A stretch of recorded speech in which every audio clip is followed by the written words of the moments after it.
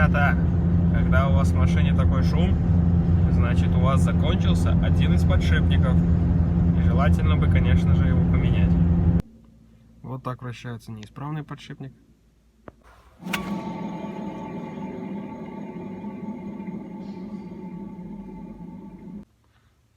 Ну а так вращается исправный подшипник.